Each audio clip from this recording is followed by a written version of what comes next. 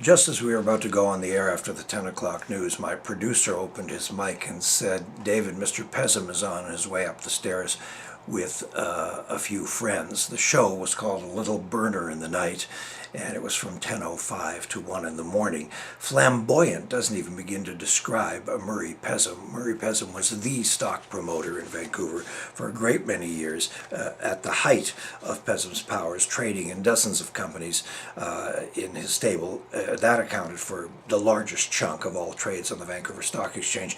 He was also for a while the owner of the BC Lions Football Club and the Canadian Football League, and a man who could throw a party or a fundraiser in Vancouver and amaze the crowd by bringing up the biggest movie stars, the biggest singers, showbiz people, athletes. Murray was big with a capital B-I-G. He was brash, noisy, funny, infuriating, brilliant, lovable, and persuasive to way beyond the nth degree. We cannot even begin to count the fortunes that Murray made and lost and made all over again. So Murray strolls into the studio with these friends of his, Joey Bishop, Phil Foster, and Dodie Goodman.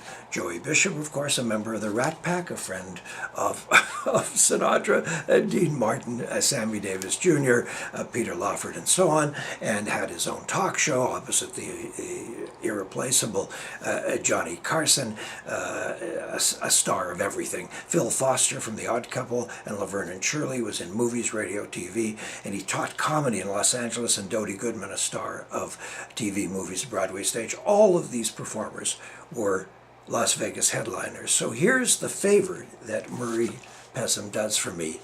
I say, "Hi, Murray, tell us about your friends." And he said, "David, let me introduce my friends to you." And he introduces them, and he says, "I was just telling these folks as we were coming in from the airport that we have to stop and see David Berner because he is hands down the funniest man on earth." I went into deep freeze. I could have sworn that 5 minutes of dead air passed. At 2 in the morning, I listened to the tape. You couldn't have noticed it. It was like half a beat. Why?